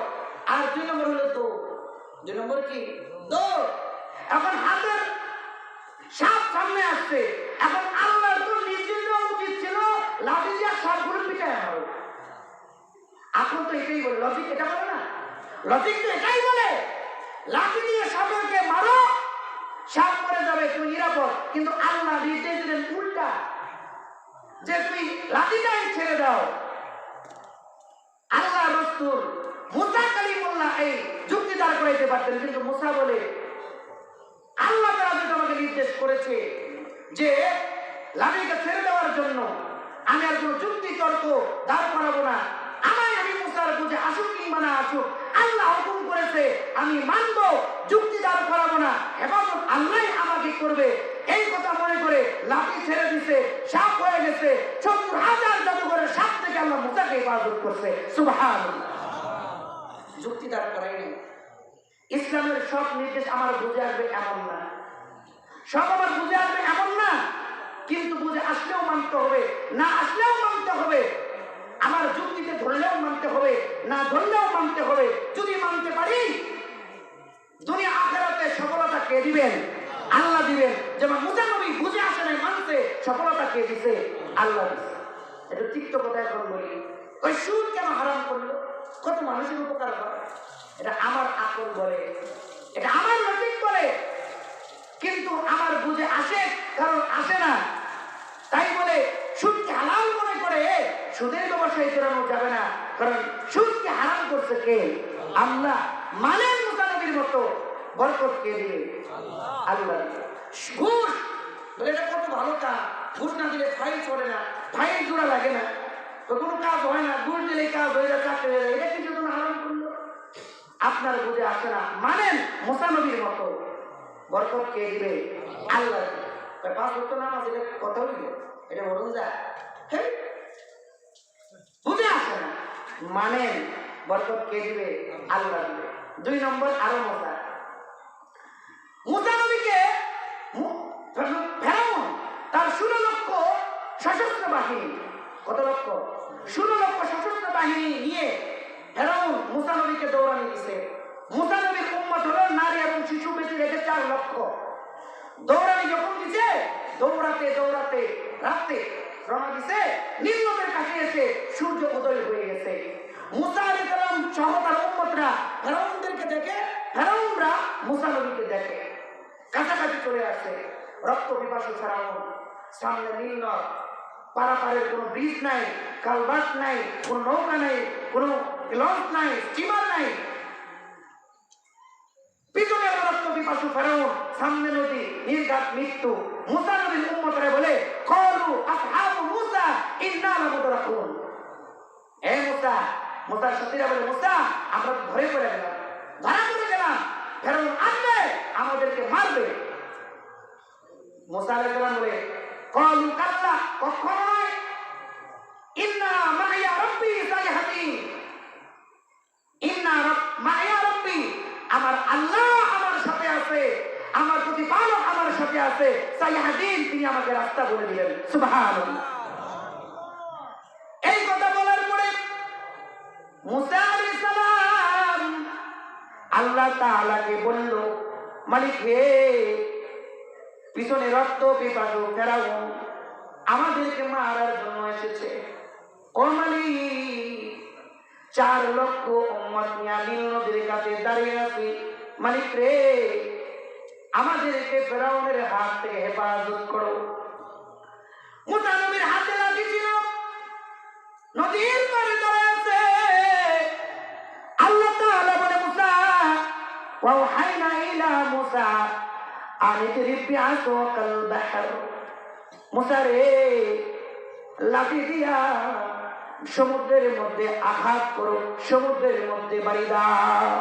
আজীব কথা, উচিত ছিল আল্লাহর বলা, বুঝলেন, যে লাঠি দিয়া ফেরাউনের মাথায় বাড়ি দাও, আর সন্ধ্যের মাথায় বাড়ি দাও, বাড়ি দিয়ে ওর মাথা ফাটায় দাও, সন্ধ্যের মাথা ফাটায় দাও, তোমরা নিরাপদ হয়ে যাইবা। কিন্তু আল্লাহ উল্টা কথা বললেন, হুকুমটা দিলেন উল্টা, কয় ফেরাউনের মাথায়ও না, ওর বাহিনীর মাথাতেও না, বাড়ি দাও নদী। এটা কি লজিক বলে? বলে তো মাথায় বাড়ি দেওয়া দরকার, একটা বন্দুক দাও, গুলি করে ফুটফুস করে দেব।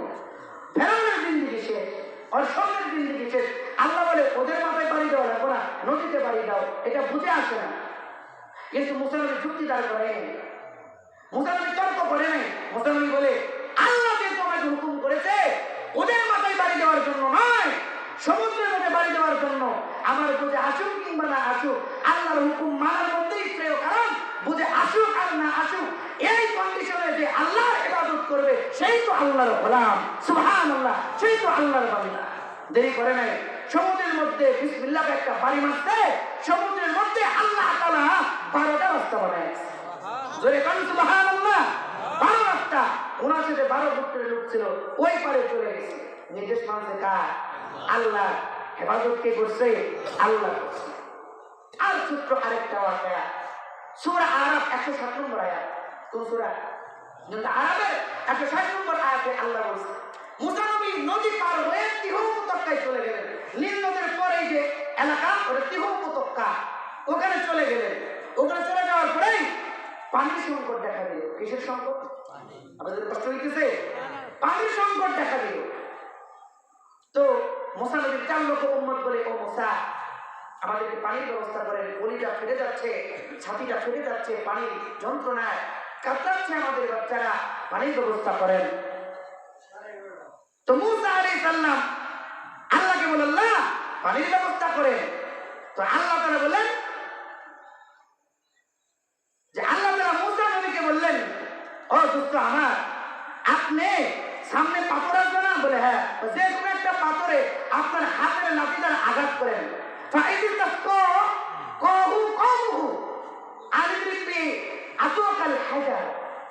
আপনার হাতের লাঠি দিয়ে যে একটা পাথরে আঘাত করেন। ওটা ওটা হুকুম। উচিত ছিল বলে বালুকময় এলাকা, হাতে লাঠি আছে, গর্ত খনন করে পানি বের হয়ে গেল। লজিক এটা বলে, কিন্তু তা না বলে জড় পদার্থ একটা পাথর তাকে বাড়ি দেওয়ার জন্য বলে। মোকাবিলা বলতে পারতেন, এটা কথা বললে আল্লাহ সব ঠিক ছিল, এটা মানি না, পাথর ভেঙে পানি কিভাবে বের হবে?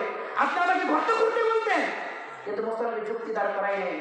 মোসানবী বলে আমার তো যুক্তি বলে পানি মাটি খনন করলে পানি বের হবে, কিন্তু আল্লাহ বলে পাথরে আঘাত করলে বের হবে। আমার বুঝে আসুক কিংবা না আসুক, আমি আল্লাহর হুকুমটা মানি, আল্লাহ আমাকে হেফাজত করবে। বিসমিল্লাহ বলে হাতের লাঠি দিয়া পাথরে যখন আঘাত করছে, এই পাথর থেকে 12টা পানির ফোয়ারা বের হয়ে গেছে। আল্লাহু আকবার বলেন, আল্লাহু আকবার। 12টা পানি বের হয়ে গেছে। 12 ফোয়ারা দিয়া 12 বোতল পানি পান করে পানির পিপাসা নিবারণ করেছে। এই আয়াতের ব্যাখ্যার শেষ কথা আমার, ওই যে নিম্ন থেকে যখন থিওটোপার আসলো, ওনারা যখন 4 লক্ষ উম্মত নিয়ে এই পারে চলে আসছে, এইদিকে নমরুদ তার বাহিনী নিয়ে বলে রাস্তা যেহেতু আছে ভিতরে বল। নমরুদ তার সৈন্য বাহিনী নিয়ে ওই নদী পথের রাস্তা দিয়ে ঢুকে গেছে। ফেরাউন 16 লক্ষ সৈন্য নিয়ে সমুদ্রের মাঝখানে যখন এসেছে, মুসা আলাইহিস সালাম বলে সমুদ্রের মধ্যে আঘাত করার কারণে যে তো রাস্তা হয়ে গেছে, আমি যদি আবার সমুদ্রের পানিতে আঘাত করি, সমুদ্রের পানিগুলো আবার মিশা যাইতে পারে। আর সমুদ্রের পানি যখন মিশা যাবে, রাস্তা যখন বন্ধ হয়ে যাবে, ফেরাউন এই পারে আসতে পারবে না, সমুদ্রের মধ্যে ডুবে মরে যাবে। এটাই তো যুক্তি। কিন্তু আল্লাহ বলে মুসা, মুসা রে সাবধান, সমুদ্রের মধ্যে আঘাত করবা না, সমুদ্রের মধ্যে পাড়ি দিবা না। কেন গো আল্লাহ? আমি যদি সমুদ্রের মধ্যে পাড়ি না দেই, সমুদ্রের পানি যদি নিচে না যায়, রাস্তা যদি বন্ধ না হয়, তাহলে ফেরাউন যদি ইহ উপত্যকায় চলে আসে, আমাদেরকে মেরে ফেলবে, জানের নিরাপত্তা থাকবে না, জীবনের সংশয় দেখা দিবে। আল্লাহ বলে মুসা তুমি যা বুঝো, আমি যা বুঝি, তুমি যা বুঝো না রে মুসা। তোমার লজিক, তোমার আকল বলে সমুদ্রের পানি যদি মিশা দেয়, ফেরাউন তোমাকে মারতে পারবে না। কিন্তু মুসা রে, তুমি আমার হুকুম পালন করো, সমুদ্রের মধ্যে আঘাত করবে না, ওদেরকে আটকে দাও। তুমি যদি সমুদ্রের আঘাত বন্ধ করে দাও, ওরা যদি সমুদ্রের মাঝখানে চলে আসে, আমি আল্লাহ সমুদ্রের পানি মিশিয়ে দিব, আর ফেরাউন 16 লক্ষ সৈন্য নিয়ে ইঁদুরের মতো পানির মধ্যে ডুবে ডুবে মরে যাবে। আল্লাহু আকবার। নিষেধ করেছে মুসা নবী, যুক্তি দাঁড় করায় না, আল্লাহর নিষেধ করছে, নিষেধের উপর আছে, আল্লাহ বাড়িয়ে দিতে নিষেধ করেছে, বুঝে আসে নাই, কিন্তু আল্লাহর হুকুম মেনেছে। আল্লাহ তাআলার হুকুম নিষেধ মানার কারণে আল্লাহ তাআলা এই মুসা আলাইহিস সালামের উম্মতদেরকে রক্ত পিপাসু ফেরাউনের হাত থেকে হেফাজত করেছে। সুবহানাল্লাহ। আলোচনা শেষ মুহতারাম হাজিরিন। নিষেধ মেনেছে তো আল্লাহ তাআলাও মুসা নবীকে হেফাজত করেছে। এই জন্য আল্লাহর সকল আদেশ সকল নিষেধ নবীর তরিকায় যদি বুঝে আসুক কিংবা না আসুক, ইচ্ছায় আর অনিচ্ছায় জিন্দেগির মাকসাদ বানায় নিতে পারি, জিন্দেগির কর্ম নিয়ে নিতে পারি, জিন্দেগির পদ্ধতি আমি যদি গ্রহণ করতে পারি, আল্লাহর হুকুম আল্লাহর নিষেধ নবীর সুন্নাহ যদি আমার ব্যক্তি জীবনে, পারিবারিক জীবনে, সামাজিক জীবনে, রাষ্ট্রীয় জীবনে, আন্তর্জাতিক মানে যদি দাঁড় করায় দিতে পারি, আমার দুনিয়ার জিন্দেগিও সফল, আখিরাতের জিন্দেগিও সফল। আখিরাতের ময়দানে যদি এই জিন্দেগি গঠন করে দাঁড়াইতে পারি, আমার রব আমাকে আপনাকে জান্নাতুল ফিরদাউসের মেহমান বানায় দিবেন। সুবহানাল্লাহ। এই যে আল্লাহ তাআলা বলেন, ওমা খলাকতুল জিন্না ওয়াল ইনসা ইল্লা লিয়াবুদুন, বান্দাকে আমার গোলামির জন্য বানাইছি, আমার ইবাদতের জন্য বানাইছি। আমি যত আদেশ করেছি, যত নিষেধ করেছি, তোমার মন চায় না, তারপরেও তুমি মানো। আমি আল্লাহ ওয়াদা দিলাম রে, তুমি যদি আমার ফরমাবরদার বান্দা হও, আমি আল্লাহ তোমাকে আমি মালিকের অভ্যর্থনাওয়ালা জান্নাত দান করব। সুবহানাল্লাহ। আমি লম্বা সময়টা বুঝাইতে চাইলাম যে আল্লাহর গোলামির জন্য বানাইছে। 2 নম্বর, আমরা আল্লাহর সাহায্য পাওয়ার জন্য, ক্ষতি থেকে বাঁচার জন্য ইবাদত করব। ইবাদত করলে মুসা নবীকে যেরকম আল্লাহ সাহায্য করছে, বরকত দিতে, আমাদেরকেও বরকত দিবে। এই জন্য আমরা ইবাদতের জিন্দেগি করব ইনশাআল্লাহ। আল্লাহ কবুল করুন। দোয়ার আগে আপনাদের কাছে একটা দোয়া করার আগে নেকামল করলে বেশি সওয়াব হয়, দোয়াটা মকবুল হয়। কেন? ধরেন আপনি একটা দরখাস্ত দিলেন এমপি বরাবর, আপনি নিজে একটা দরখাস্ত এমপি বরাবর দিলেন, ওটা যতটা গুরুত্ব বহন করবে যদি ওই দরখাস্তের মধ্যে এলাকার চেয়ারম্যানের কাছে সিগনেচার থাকে, ওই সিগনেচার বলা দরখাস্তটা নিয়ে যদি এমপি বরাবর দেন, তাহলে ওইটার গুরুত্ব আগে থেকে কম হবে না বেশি হবে? বেশি হবে। যেমন ইব্রাহিম আলাইহিস সালাম এবং ইসমাঈল আলাইহিস সালাম দুয়ার নমুনা, খানায় কাবা নির্মাণ শেষ করে উনি দোয়া করেছেন, আল্লাহ এই যে খানায় কাবা নির্মাণ করছি, এটার ওসিলায় আপনি আমার 4 গুণওয়ালা নবী সন্তান দিবেন। সুবহানাল্লাহ। ওসিলা করছে খানায় কাবা নির্মাণ করে, সবচেয়ে দামি ঘর, দামি মসজিদ, খানায় কাবা নির্মাণ করে আল্লাহর কাছে পেশ করে, আল্লাহ এই যে খানায় কাবা নির্মাণ করছি, এর ওসিলায় তুমি আমারে 4 গুণওয়ালা নবী সন্তান দেন। তিনি হলেন মুহাম্মদ রাসূলুল্লাহ সাল্লাল্লাহু আলাইহি ওয়াসাল্লাম। তো একটা উদাহরণ দিলাম, সময় কম। এইভাবে নেকামল করে করে আল্লাহ তাআলার কাছে ওসিলা দিয়া নিজের দোয়া কবুল করাইছেন। এখন তো দোয়া কবুলের মুহূর্ত, আমরা চতুর্থ প্রহরে চলে আসছি, চতুর্থ প্রহরে আমরা চলে আসছি, মকবুল সময়। এখন আল্লাহ আইসাকে ডাকবে আমাদেরকে। তো আমরা আমাদের পিছনে মসজিদ, সামনে আমরা এই মসজিদকে সুসজ্জিত করার জন্য, কারুকার্য করার জন্য, এর সৌন্দর্য বৃদ্ধি করার জন্য, এটাকে সুবাসিত করার জন্য, আকর্ষণীয় করার জন্য আমরা সাধ্য মতো মসজিদের পাশে দাঁড়াই, আর এই মসজিদকে সামনে উসিলা করে ইব্রাহিম নবীর মতো আল্লাহর কাছে দোয়া করি। আল্লাহ আমাদের দোয়াকে ইব্রাহিম নবীর মতো কবুল করে দুনিয়া আখিরাতকে সুন্দর করে দিবে। সুবহানাল্লাহ। এটা লম্বা কথা না। এই জন্য মসজিদের বিভিন্ন ছোটখাটো ছোট বড় অনেক জরুরত আছে, জরুরতকে পুরা করার জন্য, বেশি না। এমন কেউ আছে 10,000 টাকা দিলেন, যে আল্লাহর ঘরকে সাজান, আল্লাহর কাছে দোয়া করুন। নাই এখানে 10,000 টাকা দিবেন একজন, আমার তো আছে, আমাকে তো কালেকশনের অভ্যাস নাই। তাও চাইতেছি আল্লাহর জন্য, আল্লাহর ঘরের জন্য। নাই 10,000 টাকা দেন বলা, একজনও নাই, তো কমায় দিন 5,000 টাকা দিয়ে তো আলহামদুলিল্লাহ। এবার নাম কি? হ্যাঁ, আইয়ুব, আইয়ুব আলী ভাই 5,000 টাকা আল্লাহর ঘরে দান করছে। আল্লাহ কবুল করুক, চিল্লা বলেন আমিন। হাইরে কিপটা রেডি, লাইতে কোনো জান্নাতে বাকি লোক, কিপটা মানুষ জান্নাতে যাবে না। আমিনও কইতে পারবেন না, টাকাও দিবেন না, আমিনও কইবেন না, কথা হইল টাকা দিয়ে যা পাবে আমিন বেতা পাইবেন, চিল্লা এখন আমিন। আর কেউ নাই 5,000? কত? 5,000 প্রবাসী রিপন আপনার ছেলে 5,000 টাকা আল্লাহ তাআলা কবুল করে বলে আমি। কেউ উঠবেন না, যে উঠবো তার নামে 5,000, যে উঠবো তার নামে 5,000 লিখে 5,000 টাকা আল্লাহ কবুল করে। আর কেউ নাই 5,000, যে উঠবো তার নামে 5,000। আর স্বাস্থ্য ভাই আপনার